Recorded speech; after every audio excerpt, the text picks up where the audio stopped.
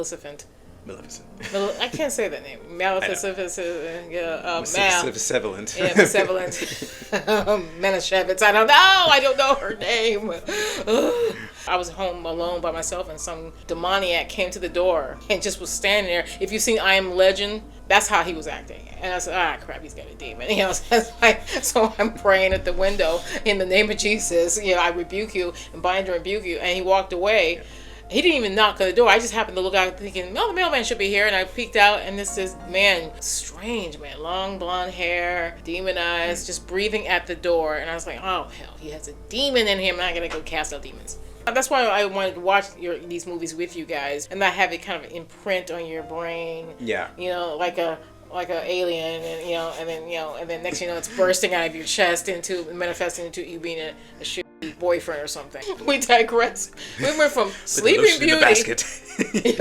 Yeah. And then you went off on aliens, and then you went to Game of Thrones. Game of Thrones is dark. So, in a way, it's like underneath this film company's version of Sleeping Beauty makes us think of Game of Thrones, aliens, and Silence of the Lambs. Hello, I'm James Stone, professor of film studies and film production, and with me is Desiree Stone, screenwriter and filmmaker. Today we are reviewing Sleeping Beauty, and this is the Knightstone Film Review.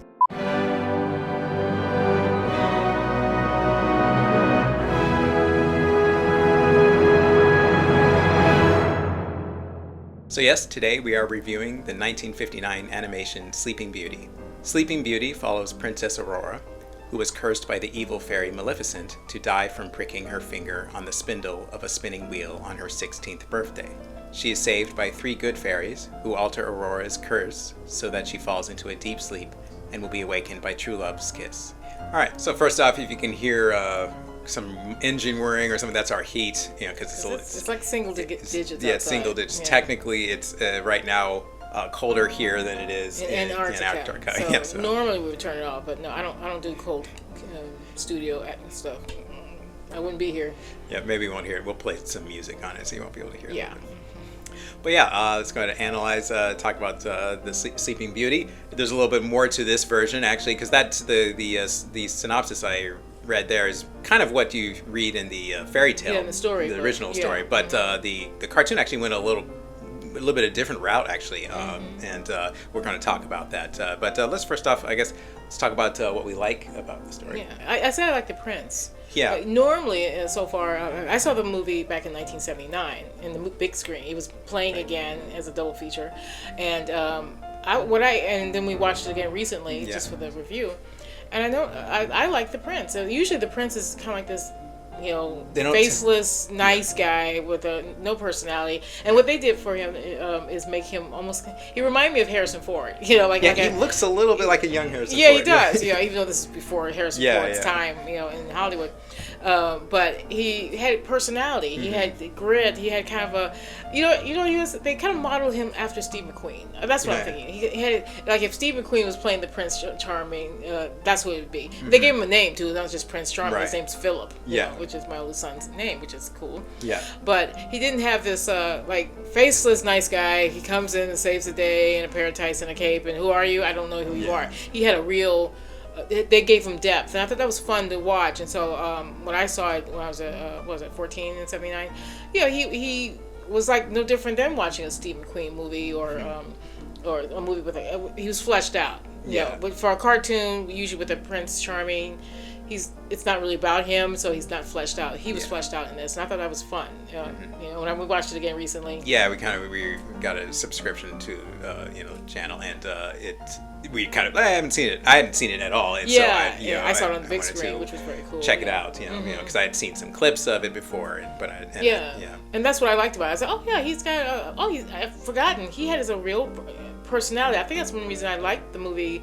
Going back to that time frame, 45, 46 years ago, that it was he was a person. You know, and usually in these movies, the Disney cartoons, they don't give the prince any. Yeah, character. I also watched I think I had saw Snow White when I was really young, and I watched that recently too. And yeah, in comparison, even though he's a good prince and all that, and he's kind of meant to be a symbolic of what to achieve for, he doesn't have much character. The Snow White prince, the prince. Yeah. So this one he's just handsome guy who shows up. Yeah, and he's noble, but this one they gave him a lot more character. You know, and he was fleshed out like a person. He had a little banter with his horse, and they were kind of like his horse and he were like two good guys.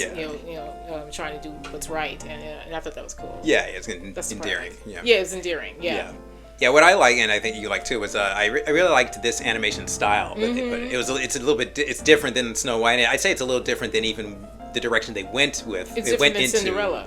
With Cinderella and they went off. They didn't do the template that they usually do with this, which I wouldn't know what to call it. But you if you look at the gels or the cells of the cartoons up to that point, they kind of went off in a different way. Yeah. More storybook, more medieval looking. Yeah, well, I think they went with a kind of motif similar to what they did with Hercules that we like. Where they kind of went with the medieval kind of tableaus of those old medieval tableaus, and I think they use that as a jumping off point. It looks like Justinian kind of things come to life. You know, the kind of like flat drawings of the medieval time. Yeah. They brought that to life. They did that with Emperor's New Groove. Also. They kind of did that.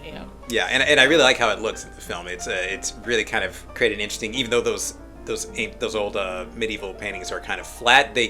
The way the film did it is they kind of create that kind of flat motifs, but also made it had depth with like you kind of see like the layers of like the forest or the I thought that was I thought the background and the layers and stuff were pretty too, and normally you don't notice that in some of the cartoons, but this one I did notice that they went for a medieval painting sort of style.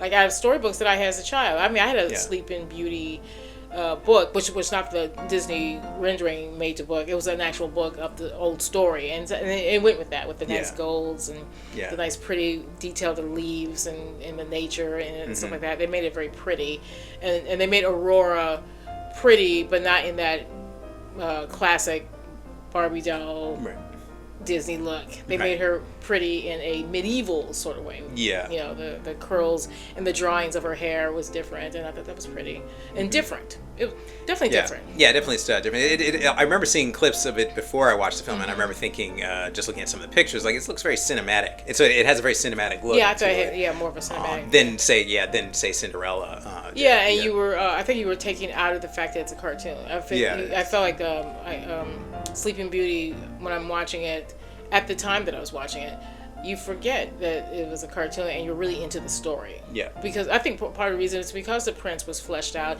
He's coming in to save the day in the story. He was part of the story more. Yeah. Yeah. Yeah, it's definitely, it had a more artistic look to it than, say, the average. Of course, I love 2D animation in general, but this definitely had a slightly different, more artistic look than the others. True. So, yeah, we'll go ahead and move on to our dislike. Now, that's one thing we have to talk about with this film. Is that there's some dislikes in it. What did I say? Let's see. I think we kind of agreed mainly that the film emphasizes the fairies a lot of magic. Quite a lot. Yeah, and to the point. I mean, granted, it is a magical story. It's Sleeping Beauty, and she pricks her finger and she falls asleep, and that's the magic. But the fairies, which were really, let's face it, they are little witches. Right. Well, let me explain first too. So, like I mentioned earlier, that this film kind of goes a little bit in a different direction than the original story does, where it takes the fairies. We know in the original story, the fairies, as it says, kept the curse from turning into death and made it that she falls asleep, waiting for the prince's true love. The original story is that the true love of the princess, which is the prince. Right, and that her finger was pricked on her 16th birthday. Yeah. So that was significant. Yeah. And when she stays the age that she would have come of age. And when she woke up, Yeah, and that was the original story. They made it in this one, though, that up until she was 16, the fairies basically raised her. The parents gave her up. The parents, to protect her from Witchy Poo, and and so Aurora grows up with the three, fairy God, witch witch chicks. I mean, fairies, I guess they're supposed to be. And all the way up to 16, the idea is that they're supposed to protect her until then, to keep her from touching a spindle and protect her from the gaze of Maleficent, the evil. Right, but then.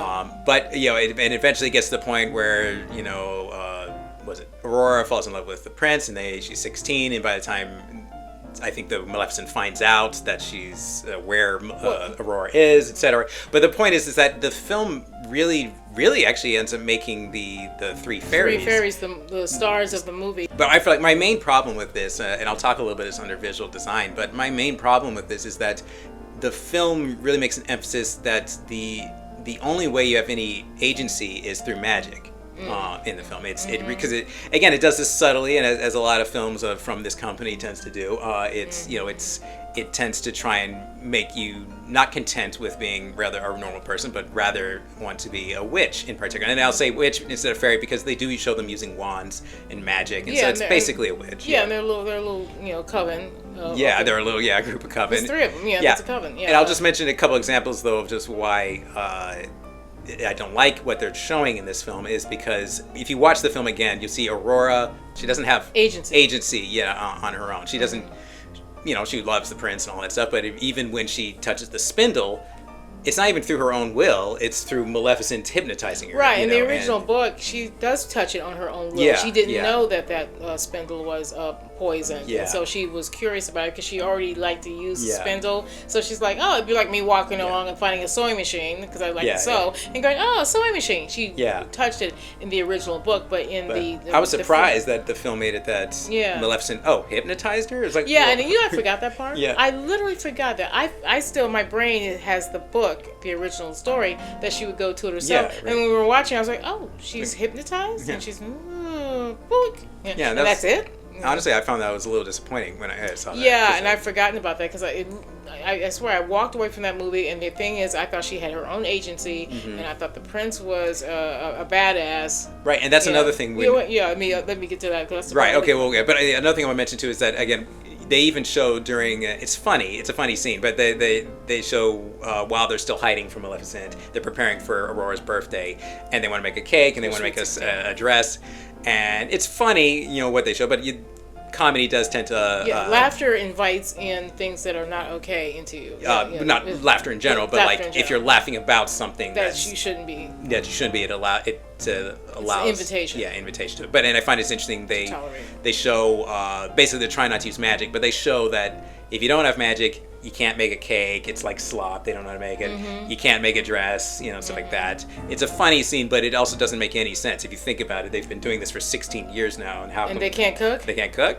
They can't sew. And so they resorted to their magic. They resorted to the wand. They eventually and what's that saying to an audience is saying that you need magic to do even normal things. Yeah, rather than lose weight, you take the wand to your side, and for fast.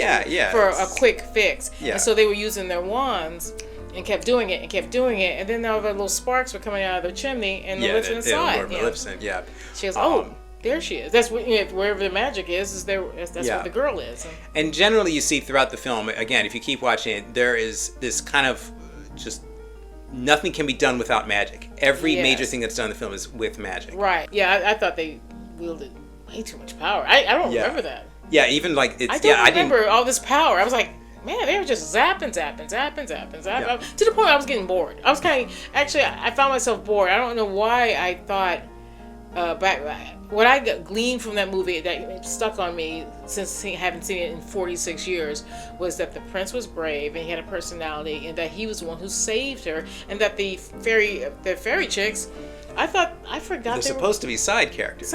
Yeah. They're the stars. It's interesting you say that it was boring. I know why is because again you're not the main characters aren't the ones having agency. They're not the ones trying to overcome this obstacle. Yeah, they're the ones overcoming it. Well, strangely enough, the most interesting or what they put in the forefront of this film was the three little witches and the big witch. Yeah. She turned that was like, again it's just showing magic. Magic was the only component that drives the story and drives the arc of the characters. I mean, so really, Aurora didn't really have much of an arc. No, I mean, if you think about it, she sleeps for the most of the movie. So that's nice. We don't get to see it. But actually, they didn't flesh her out enough for us to feel like we had a loss in her being asleep. When you read the storybook, they start with her childhood and her relationship. I remember I had the book. It's like this thick, and it had little gold lined pages. And you got to know her before she got pricked. And so it was a tragedy that she was asleep because her parents thought she was dead. Yeah. In the book. You feel like there's nothing here for me to care about. Okay, she floats off, pricks her finger. Yeah, she has a song at first, and they fall in love with the prince, and then I think they are about to get married, and then she gets pricked. Yeah. Not of her own accord. In a way, it was in the book. It's kind of saying that it was her job to be a little more discerning, because again, that's your agency. Yeah. That when she wakes up and goes, "I'll never do that again." But she doesn't remember what happened to her. She just wakes up like some zombie. That was disappointing because I feel like it'd be more. I thought it was going to be more like. You would see she's about to touch it and she's doing something that it would be more suspense if it was like, oh no, she's about to touch it and she doesn't realize it. But to make her just hypnotize and draw her towards her and just touching it, there's no suspense really in that. She's going to be, it's like a vehicle just to get to the next part without any kind of consequence or any kind of feeling of dread. Yeah. They took the dread out. Yeah. And then the good fairies, make everyone fall asleep, and I would just almost like they freeze the kingdom. Yeah. And that in itself is just that's just such massive, immense power. That was immense power. Yeah, I feel like just as a child, if I was a child watching it, it makes you feel like, well, I don't want to be under the influence of even a good witch, like a good fairy. Like that. I feel like it makes the child want to have that power. Yeah, and I also think it also can be a little nihilistic too. It makes the child wish everyone could go to sleep, so I can be who I want to be and do. It just felt like you had no accountability now. Everyone's asleep except for these little crazy witches, and they seem like children to me. Right, like almost as if the child wants to be the fairy, and they can make everyone fall asleep. Yeah, and I can do what I want. No one can see me. I think it again takes away a sense of now not just discernment, accountability. Yeah. Because they're awake, everyone else is asleep, and they get to run the show here. And I feel like that. I mean, even as a kid, when those kind of movies came out, because this movie came out even when I was very young. All the girls dressed up for the Halloween parties were being fairy godmothers with wands. Yeah. I mean, I was Annie Oakley. I always was Annie. I was a cowgirl every year, but they were children with wands. They want that kind of power over everyone. It's interesting. I do think this company does try to push this kind of way of thinking. If you think about now, you jump way ahead to some of the more recent films, like the Avengers films. I've heard some children say, who do you want to be? Which superhero would you rather be? And a lot of kids, I think there was a video was showing this, would say they'd rather be Thanos, which is the big purple guy. You don't know what it is, but I'm sure the audience might know. I've checked out. He's the villain though, and they preferred that because of the amount of power he had. Right. Versus, it's like people who like Slytherin because they think Slytherin has more power in that world. Yeah, I think so in some ways. Yeah. Yeah. So and that's just something that obviously that company and even movies like Harry Potter kind of are. Perpetuate a little bit, which that's not a main reason why I'd say it's a main dislike of this film. Yeah, they put a strong emphasis on a lot of magic. Yeah, a lot of I would say dark magic to get which one. And even though these little pixie, fat little harmless little grandma type fairies are really witches, they try to make it seem harmless, but what they're wielding is dark magic. Yeah, and that's the other thing too is dark magic. This film, and again, a lot of films of this company perpetuate this idea that there's good magic, and in reality, all witchcraft is evil because it's evil. It's dark magic. But when I say dark magic, I'm talking about stuff that's like life and death beyond. It's my point is, though, you say dark magic, it's like all magic is evil. I'm sorry, folks, if it's not miracles from God, it's evil. It's all that weird. It masquerades as good, but it's actually evil. Right. It's kind of bizarre because I didn't remember all this. I was like, man, there's a lot of magic in this. And then bang, bang, bang, bang, bang. I was like, Okay. Yeah, even when the prince is trying to... My brain, literally seeing it in 1979 and then waiting to see it 46 years later, my brain only remembers the prince having full agency, and he was the rescuer. Defeating the dragon. Defeating the woman, Maleficent. Yeah. I always say her name wrong. Maleficent. Says, she goes, behold the powers of hell, and she turns it into it. And I thought that part was effective. On the big screen, that is a scary movie. Well, and we'll talk about that. But when he was fighting the dragon, the giant dragon, in my brain, I don't remember them. The fairies helping him out. Yeah, and they helped him at every turn. I got bored with him. I thought, he can do it. Back off. I won't be surprised other people, or even watching this video, were remembering it the way you remember it, where they thought, I thought the prince... Yeah, that's was the only one doing it. But no, if you can't remember, watch it again. The fairies are literally doing everything. Like he's about to throw the sword at the dragon, and they do some sort of spell to make sure that the sword goes towards. It's like, hey, I got it. Okay. Yeah, I got it. Yeah, I guess my brain was thinking that he did do it because it kind of goes alongside when Smaug gets killed in the Tolkien in the Hobbit, and so I'm thinking, what was it? Everything. When the bridge is about to break, they fix it. He was going to jump his horse. He rides a steed. I think he can handle it. It was annoying. I found it annoying. Wait, and it really made it that, so you're saying boring. If they weren't there, he would have fallen into the abyss because his horse couldn't have jumped over the bridge. Yeah, his sword wouldn't have gotten. Because they established that his horse was a mighty horse and he was a mighty rider. Yeah, kind of like. And he and his horse were very brave. Yeah, and kind of like he was a mighty, and they were both very brave, the horse and he, and but also too, a steed full of force is a mighty horse. That thing can jump ravines almost, like in Lord of the Rings. And so they took that away. And my brain though. Because I ride horses. My brain doesn't even remember them doing that. I thought he jumped that. It's weird how your brain can do that sometimes with movies. It's almost like your brain corrected it. My brain corrected. I think I was 14. I was doctoring in my brain, and I walked away from that movie thinking that the prince saved Aurora. There was no magic. They were just bing. I mean, the original story. That's the thing. So probably if you recall the original story, the only magic you were aware of is that the fairies just made sure that Maleficent's curse didn't kill Aurora. Yeah, that was all it was, and that the prince kissing her would wake her up. Right. And then they're done in the original story. That's all they are. Yeah, they're done. No, they're the stars of this movie. I did not realize that until I watched it again. And wow. I think probably people would be surprised, but if people again watch the film, if you want to watch it again to analyze it, they are the stars. Yeah. Aurora is not the star, and the prince isn't the star. The three fairies are in it the most. And they're the ones trying to overcome obstacles, and that's basic storytelling 101. Is a character, a protagonist is the one trying to overcome the obstacles. Yeah, the three little witches battling the big witch. I mean, that's all that story was really about. Which it's like, nuisance. Yeah. Okay. Right. Well, we should move on to intellectual, which is interesting because not every film is banging on all three cylinders, and I'd say this film. I can't think of anything intellectual. No, I mean, as far as if you remove your brain to enjoy the story, which is what you have to do. I mean, it's a fine story. You don't have to. It was enjoyable still to watch. I still enjoyed it, but a little annoying with the free fairies, but doing everything, but it was enjoyable. Yeah, but I wouldn't say there was anything intellectual you take from it. No, unless you want to step back and be a filmmaker and look at the way the film was designed and stuff like that. But as far as storyline, it's pretty straightforward. Yeah, it's a fantasy world, so there's nothing quite historical. The design clearly was taken from I think 13th century or maybe 12th century. But based on the costuming, I would say 12th century. Kind of Medici-esque looking. No, Medici. That's later. That's 15th century. So 1400s.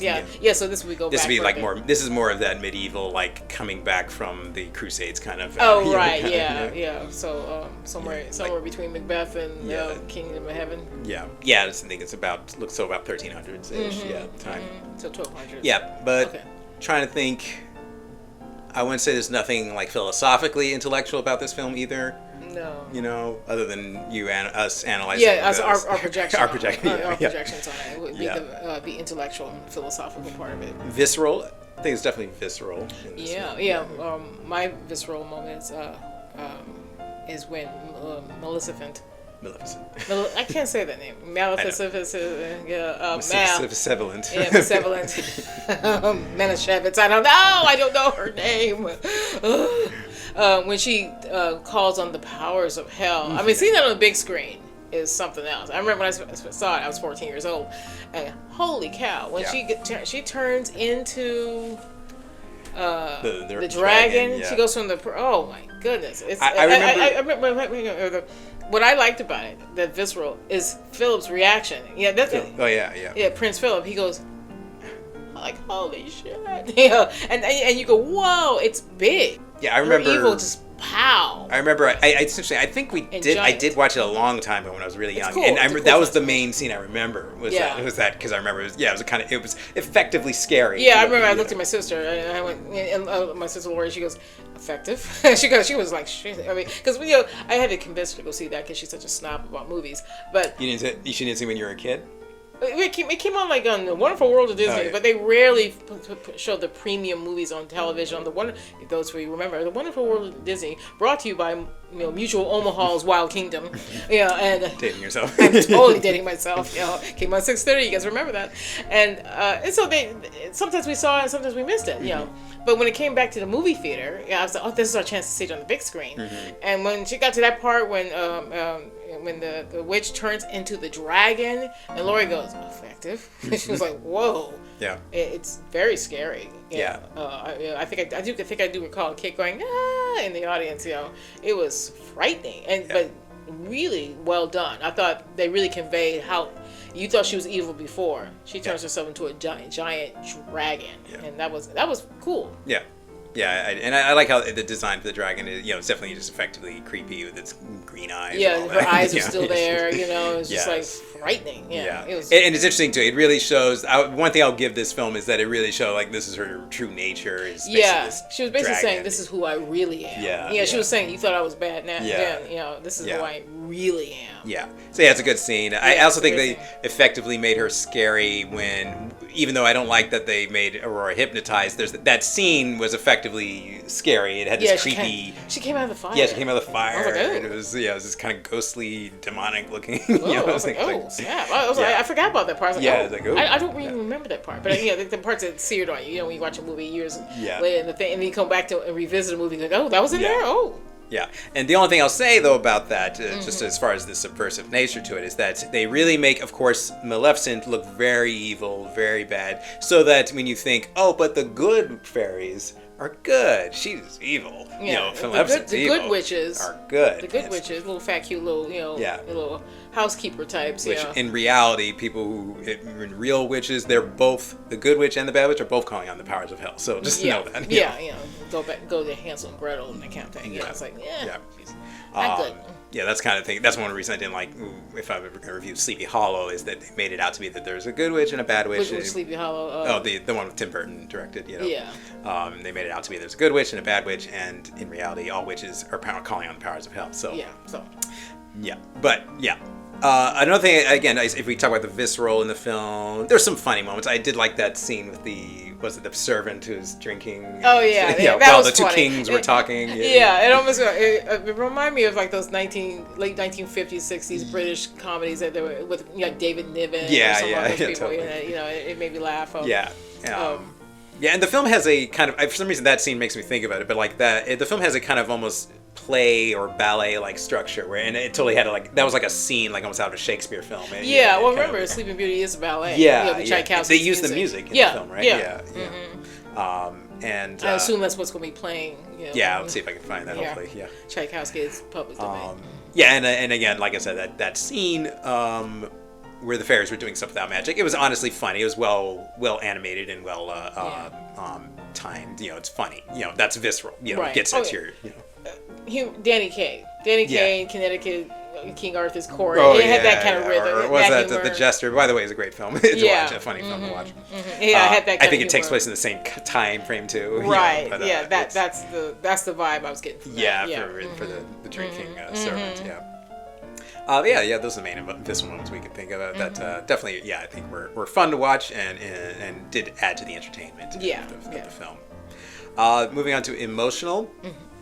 This is another one where I would say not as emotional. No, not as emotional. I mean, the places where it could have been. I mean, if I may be a script doctor for a second, is that when Aurora was a baby and they had to separate, the parents needed to protect her, separate and send the baby off with the three little witches.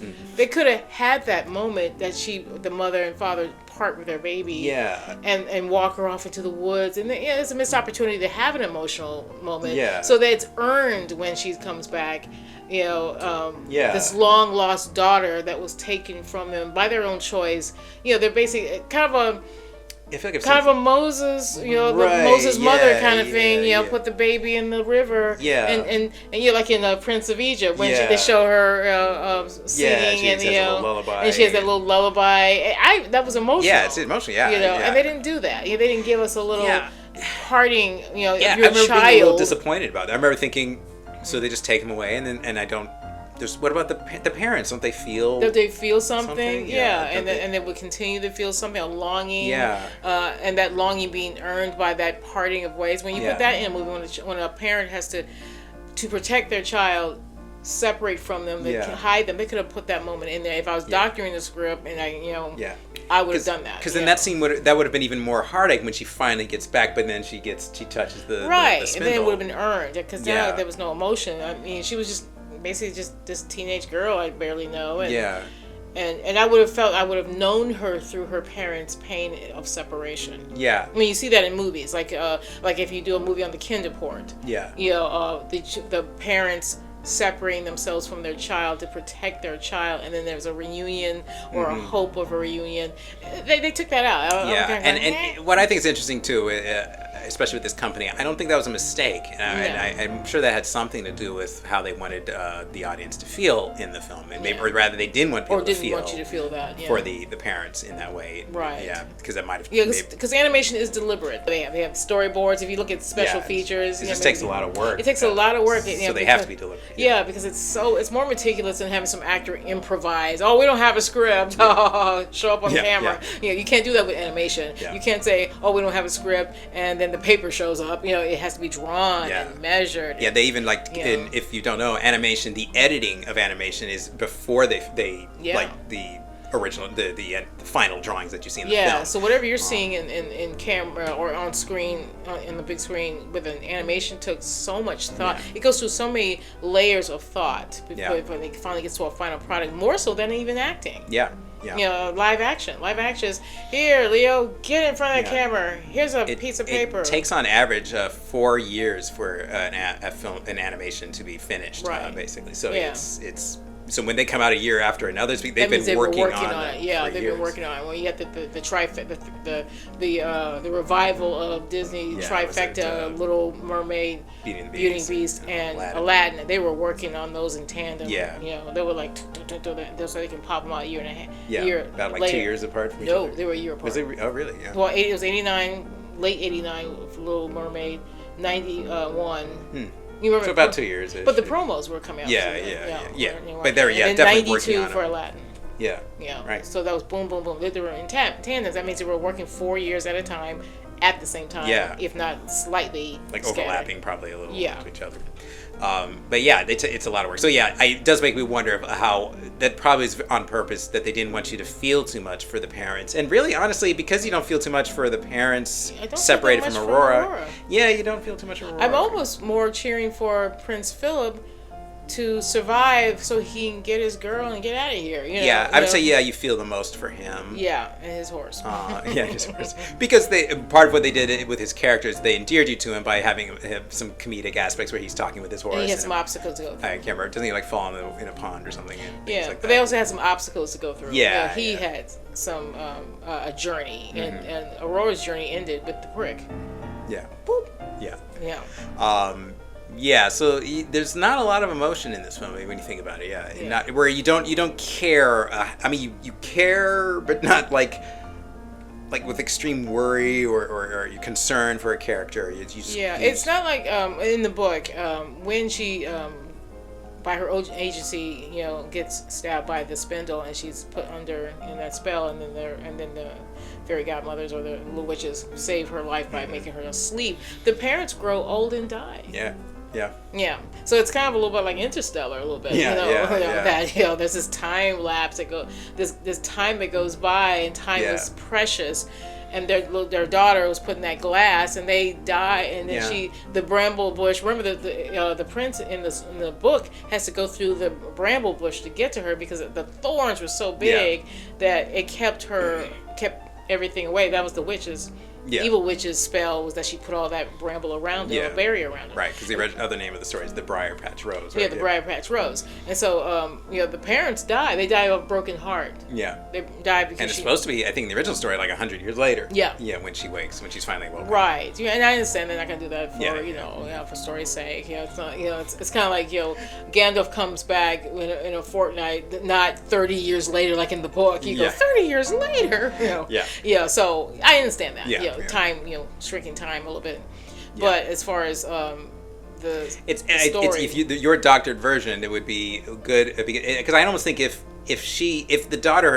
Aurora herself also knew that she hasn't seen her parents, then she could have a longing to meet her parents. Yeah, there was no longing. She didn't know them. She just wants to fall in love, which is, it's oh, we back to this again. It's like, okay, all right, we'll send her to college and she'll meet some nice guy, and then, and that's another thing that this company tends to do is they tend to make the characters not care very much for their parents. I noticed, not a lot. A little bit, Beauty and the Beast a little bit, but not so much, really. Her father. Yeah. Because was he dancing at the wedding? Was he at the wedding at the end? Yeah. I think so. I don't know. The fact that we don't remember does say something. Yeah. It's like, okay. But they kind of separated him. I thought that was a missed opportunity to have emotion, and it wasn't there. Yeah. It wasn't there. Yeah, so I want to touch a little on, I already touched a little on the visual design about what you see throughout the film as far as the magic and stuff. And you, like I mentioned before, you see the fairies, the good fairies, and the bad fairy are the only ones having any agency. They're witches. Yeah, they're witches. Yeah. Fairies, a nice way of saying it. They have wands. They use magic. They're witches. They're witches. Okay. Let's just call them that from now on. Yeah. So the good witches in quotes, and bad witches, they're the only ones with agency. Scary. Yeah. Even when Philip is trying to fight the dragon, the witches are the ones influencing his ability for some reason. It doesn't make any sense, but it's on purpose. I think again that's part of the visual design of the film. Like we said, it's all deliberate. And I find it's interesting even in the end. There's a part when they're making the cake and they're making the dress. Making her dress for her 16th birthday. Yeah, and they were arguing over the color. Yeah. All three of the little witches had their own favorite color, and they kept zapping it to their favorite color. One was blue, one was pink, or something like that. Right. And they kept going blue, pink, pink. I think violet was because there's three of them, right? No, it's just two. It was just two colors, And so it was blue, pink, zap, zap, zap. So just like in that scene too, where they're showing that magic is the only way that things work, and how much influence it has over the main characters, Aurora and the prince. In the end, spoiler alert, whatever, all fairy tales end up happy. But so after they get together, the prince and the Aurora, they're dancing, and they're doing a little wedding dance. The witches are still arguing over what color it is, and they kept zapping the dress. Zapping it, and then that's how the film ends: is them dancing and the dress just changing backwards and forwards, back pink and forth, blue, even into the clouds. Yeah, and you see the clouds were blue, pink.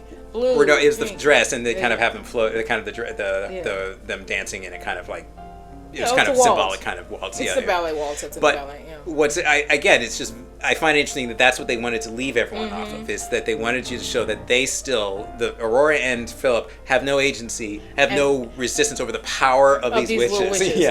Even though they're good, they have the power. Yeah. And it really just gives a sense. I think it really gives a sense to the child watching. I want that power because I don't want to be influenced on. Right. I want that power, right? That's what I don't want. I want somebody to teach me anything. No.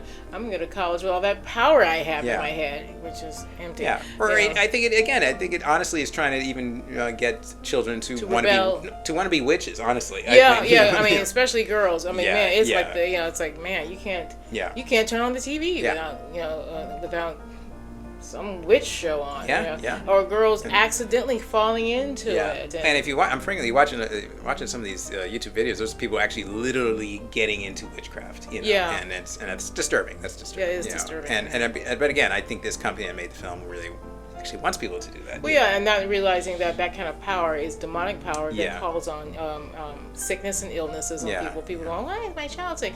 Because, Mom, you still got an 8-ball and a wand that you haven't gotten rid of. Yeah. And all this witch power. Yeah. And feminine wiles is witchcraft. Yeah. Witchcraft is actually, the definition of it is rebellion, and rebellion is from God. It's interesting, and you say that, so, like, because people have to wonder when, like, say, for instance, in Little Mermaid, she says, you got your looks, your pretty face. That's wiles. Yeah, that's wiles. That's witchcraft. Yeah, wiles is witchcraft. Yeah, which is rebellion. She rebelled against her dad. She sold her soul to the basically water Satan, and sold her soul literally. Yeah, you can see like the visual visual design.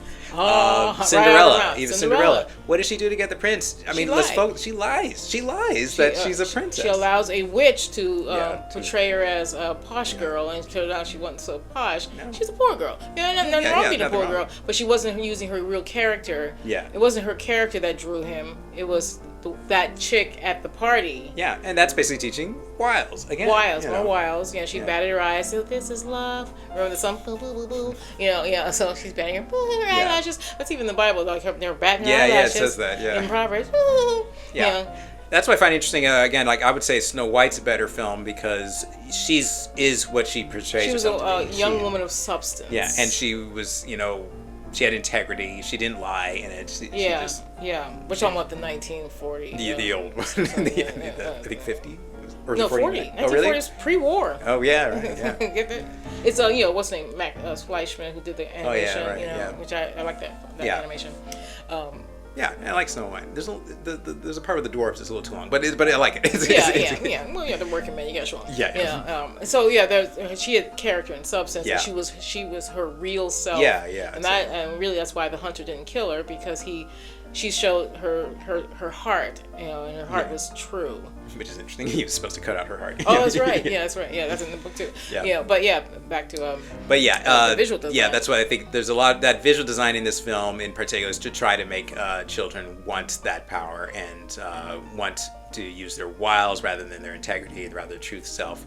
Right. And want power, really. And unfortunately with power, on anybody, grown-ups to children, especially the children, you're wielding something that only God can have. Yeah. God has power because he has mercy and grace, and children with power don't have mercy and grace. I was a school teacher. And kids with power are nightmares. And that's one thing I think this film is even trying to say too. Mm-hmm. I think people don't like the idea of God being the only one with power and his influence on me, because we tend to think, well, I don't want your will on me, I want my own will. And that's not understanding that God is all loving and his will is and everything he wants for you is good. Yeah, he wants your very best for you. And not to mention he still allows you to have freedom of choice. Right. Yeah, your own free will and your own agency. He's like, all right, you want to go? Aurora didn't have the choice to touch the spindle. Apparently, the Prince Philip didn't have a choice whether to throw the sword hard enough. Right. And then the town didn't have a choice to be put to sleep. By the good witches. Yeah. So that's an interesting analysis on that, and in some ways a disturbing aspect of this particular cinema that has been around now since Steamboat Willie. And I don't know what. Maybe I'll go back and look at Steamboat Willie. What are you trying to tell me? What's on that boat? What's on that boat? There's a few films of this company that are that are good. Yeah, how'd you slip by? It's like I said, I think Snow White could be one of them. I didn't see anything subversive in that. No. But but let's move on to the fruit of the spirit, and I think there's a little bit of fruit of the spirit in this film. Yeah, courage. Courage, I think that's the main one I can think of. Yeah, the prince. I thought he was an awesome guy. It's like he's an awesome guy. If anything you can get out of the film is to think like, I think he's a good example of a prince, I'd say. Yeah. Although I do have a caveat on that, though. There's just one aspect of it that the film, and a lot of films like this, even outside this company, tend to put. Right. They were betrothed to each other, not realizing it. Philip and Aurora. Right. They didn't know they were betrothed as babies to each other. Which tends to happen in medieval times. You were going to marry this princess, so we can unite. When you come of age, unite two kingdoms. And have the benefits of working together. Right. Yeah. And so, because they're united like that, but then they didn't know that when they met each other. They thought these were she was someone else, not a princess. She thought he was I think some other guy, you know, whatever, some prince that she didn't know she was betrothed to. Right. And but they didn't know they were betrothed. Yeah. They just didn't know to whom. Yeah. And so when they met each other, they liked each other, realizing that they are betraying the person that they're betrothed to, but they didn't know that it was themselves. It's so in that sense, it is teaching children, and again, a lot of films do this. To renege on their covenants. Yeah, to that falling in love trumps your integrity. Yeah, trumps your it word. supersedes your word. Yeah. And next thing you know, you're at a red wedding. Yeah, remember that, folks. Yeah, that's exactly what happened. That's what happened. With Rob Stark. And I love Rob Stark. Yeah. Oh, yeah. What's his name? Who plays him? It's just such a pretty man. Yeah, but what happened is he broke his word with the phrase. Yeah, so it's kind of in that. It's a good thing that didn't happen. Yeah. They're sitting there. They probably drew that separately. Yeah, that was a different scene. You know, and then they're sitting there, and then next you know. And it just happened. It just worked out though that they ended up falling in love with the person they were betrothed to. Right. Which that's what this company does do. A lot of times people argue with that whenever I point out flaws. It's like, yeah, but they end up together anyway. It's like, they orchestrated that way. So but the character still lacked integrity. Right. So they're basically saying the means justify the end, so to speak, or it's okay. They're saying that true love works out. I guess it fixes everything probably. Well, and true love in their case, like most of these sudden loves or these false flames of falling in love, it's like that's not the reason. And this is where people, I would say this is an example, again, children do get influenced by this, because when they grow up and they think, hey, I'm married to someone right now, I've said a vow to this person, but I fell in love with this other person. What's true love? Who am I to keep my vows with this chick? Yeah, I want to be happy. This is how kingdoms are toppled. Yeah, and this is how children of families get messed up, because people divorce unnecessarily and all that stuff. Because you understand, right? It's just so and so. Yeah, I fell in love. You always don't you understand? Yeah, I fell in love. Yeah. So I'm gonna leave your dad and go off this person. Yeah, kids are resilient. You'll be okay. Yeah, you'll be okay. Yeah. It's kind of doing. Yeah, it's and it teaches that to people. Yeah. Yes, it does. Yeah, and it's subtle. It's basically if you think about the influence of these kind of like poor philosophies, they're like little worms that float in. Yeah, little ideas that go and they go under your skin, and then it gets tucked in, and then it comes out later. It manifests. It's like a parasite or something that's going into your brain. People take a lot of ideas and then they end up building kind of a house of cards on it. And if it's not, that's why I wanted to watch these movies with you guys, or tell you this is Stockholm syndrome, and then make you guys think and not have it kind of imprint on your brain. Yeah. Like a alien, and then next it's bursting out of your chest manifesting into you being a shitty boyfriend or something too. So that's why I sat down and watched these movies. It's interesting. I movies from this company. I'm wary if I want to show to my children if I ever had children. No, I don't want you. I don't want my. It's like The Ring. I don't want my grandchildren. Yeah, it's almost like I don't I'm afraid. Walk Like, in the room. And, should I? If I was going to show it, I'd have to. You have to sit down. I'd have to sit down and frankly point out. You see what they're doing there? You see what that? Yeah. But I'm still a little wary. I'm not sure, especially for daughters. I'd rather have my grandchildren watch Game of Thrones and we just fast forward through all the those scenes. Parts, all those scenes, because it doesn't have anything to do with the plot. Yeah. You didn't miss anything. Yeah. But I'm fine with the gore. Yeah, and I'm fine with you knowing that the world is dark and full of terrors. I'd rather you know. The sooner you know that, the better. Yeah. I did that with you guys. That's why I showed you guys Signs of the Lambs. Yeah, and Fargo. And Fargo, But it's fast forward through Signs of the Lambs when he's putting his makeup on. If you know that scene is, I'm like, until they were ready, and then I explained to you what was going on in his head, and then when you got older, okay. And I think even when I watch it now, it's like I wish I had a parent to fast forward through this. I know. Sometimes bless your heart, Ted Levine. What a bold actor. Yeah. We digress. We went from Sleeping Beauty. In the basket.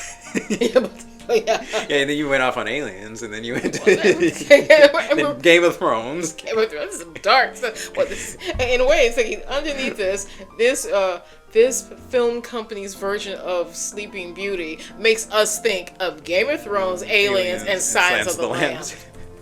All good movies, by the way. All good products. At some point I want to do a review Game of Thrones. And I'm going to do Silence of the Lambs. Yeah. We already did Aliens, by the way, if you want to go back and check. Oh, yeah, we did, yeah. I think it's still up. Yeah, for Mother's Day. Mother's Day movies. All right, well, I think we should move on to rating. I suppose, how would we rate this film? I might put this under fair. Yeah. You know, because it's like, generally, if it's a good, well-made film. Yeah. Good animation. Yeah. Entertaining enough, it just has those flaws that are apparent, at least to me. And we're in the last days of Earth, in case people didn't know that, and these are things that we cannot have children being indoctrinated in or beguiled being another word for witchcraft. I mean, honestly, I would say I wouldn't want you to show this to your children, Yeah, I would say adults can watch it and analyze it and philosophically analyze it. Yeah. And then you can read the actual story to the children, the actual, fairy tale, and understand what you're reading here, and not, even if you're reading it, witches are witches. And witches are evil. Yeah, witches. All witches. Are doing evil. They summon the powers of hell, and people think that doesn't exist. And it does. Some think they're not summoning the powers of hell. Some think they're summoning Mother Earth. That's the same thing. A false god, therefore a demon. Yeah. Actually, Mother Earth or Mother Nature is literally she's the goddess of death. Yeah, she's people who worship Mother Earth are bringing death on themselves. Yeah, cancer. Usually cancer in the wombs and stuff like that, and they don't realize that, And so so some magic is based off of that, and that's still evil as well. Right. That's why they make a lot of in these movies. Women. Females, all the TV shows like Charm and all that stuff. They venerate women. The TV show Bewitched. I used to watch Bewitched. And all of them are acting as if witches can be good. Yeah, Bewitched. She's a housewife. Sabrina the Teenage Witch. Yeah, and that's why they use women. Harry Potter. One of the reasons they use women is because they want women to summon something to their womb and destroy their lives and destroy their bowels. Yeah. It's usually it's a form of rebellion. A lot of times women, I think this empowers themselves. Because they feel that they need to be empowered against men. Yeah, because empowered means that you're being in rebellion.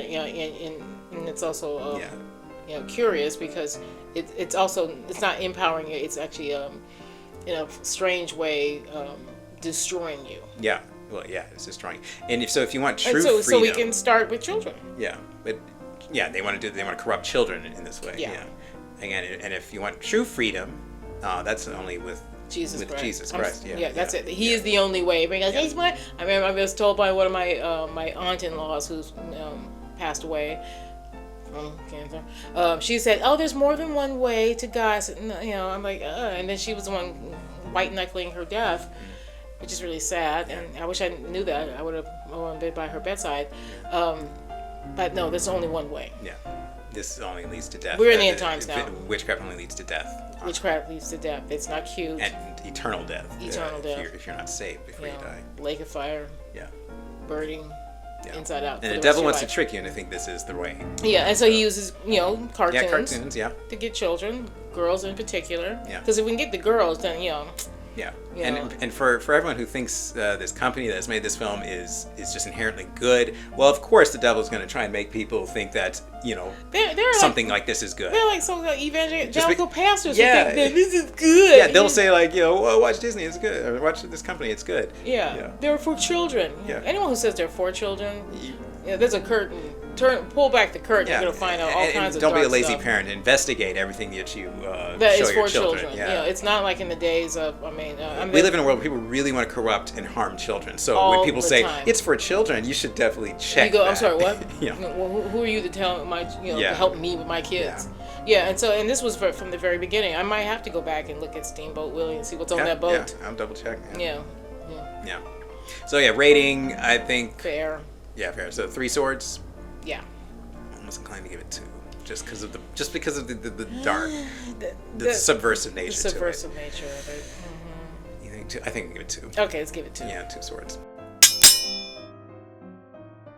Where can you not watch this film? I don't know if I'll. Well, it's on. It's on. Like, where to watch it. You know where to find it. Yeah, if you want to watch this film, you know where to watch it there, and I'm sure it's everywhere else. This company likes to show out its film. But if you watch it again, I hope you're watching to analyze with open eyes and an open heart to protect your children from being hypnotized, Aurora. And I would also search within your own heart and analyze, how does it make you feel? Or if you've seen it when you were a child, how did it make you feel? Did you want power? Did you want to be a witch? And that's odd. I started at 14. And consider that that's what they wanted you to feel. Yeah, and it's funny because I grew up watching westerns and I love war movies and World War II movies. And so I walked away thinking, that the man in the film was doing what I expected him to do. I expect men to be brave and courageous and fight for the damsel in distress. Yeah. I expect that from men. I mean, women can be fight against the powers of hell. Fight against the powers of hell. Yeah. That is my expectation of men. It always has been. My father was like that. Mm-hmm. And anytime I remember my brothers wasn't like that, I slapped him around. Yeah. Because I want him to be courageous, and that's what I walked away with. I forgot all about the little witches. And, And by the way, I want to mention too that there is actually power in praying in the name of Jesus. If in real life, the way that you fight against the powers of hell is praying in the name of Jesus. Yeah. And it is literally like a sword. Yeah. Well, yeah. And I remember I was working at a homeless shelter for women, and I cast out a demon. This turns out it was a girl I used to babysit. Her father was a pastor. They all are. And then she was possessed. She had the strength of 3 men. The security guard couldn't even hold her down. And I put my hand out, and I was praying in the name of Jesus. I was casting out a demon. I mean, the other worker goes, "What's wrong with her? Do you think she needs her medication?" And by the way, medication can't medicate a demon. And I said to her, "No, she has a demon in her." And so I cast out the demon in the name of Jesus. The next time they said they saw her, she was at peace and getting rehab help. Wow. Yeah. I've done that before. Yeah. I've done that on the bus too. There's some demoniacs on the bus. Yeah, you want real power in the name of Jesus. And they leave the bus. Yeah. And they leave the bus. Yeah. And I was home alone by myself, and some demoniac came to the door. And just was standing there. If you've seen I Am Legend, that's how he was acting. And I said, crap, he's got a demon. So I'm praying at the window in the name of Jesus. I rebuke you and bind and rebuke you. And he walked away. Yeah. He didn't even knock on the door. I just happened to look out thinking, the mailman should be here. And I peeked out, and this man, like, breathing. Strange, man. Long blonde hair, demon eyes, just breathing at the door. And I was like, oh, hell, he has a demon in him. I'm not going to go cast out demons. You've had a couple of instances like this. I've had a couple of instances, too. Yeah. Mm-hmm. There is real power. There is real power. It's in Jesus. Yeah, it's in Jesus. Yeah. To fight the actual power. And that's the paradox, and the lovely paradox of Jesus is that you surrender your life to him because he saved your life from hell. And then he gives you his Holy Spirit, and that gives you basically the power to pray in his name, and it's the power to cast out all darkness and demons. And it was in there. He said that to the disciples. I give you the power to cast out demons and heal the sick. Yeah. And I've healed the sick before, Yeah. So, Well, thank you for watching. If you like this content, please like and subscribe. I think there's a lot of people watching, but again, not a lot of people subscribing. Let us know if you need us to pray for someone. Yes, let us know if you pray. Prayer works. Like you said, it's a hammer looking for a nail. That is what prayer is, in the name of Jesus. If you like and subscribe us, that's groovy too. Yeah. But if you need prayer, prayer again. Prayer works beyond the screen, so don't worry about it. Mm-hmm. We pray for you. So let us know. Yes. And also be sure to let us know any other films that you want us to review as well. Yeah.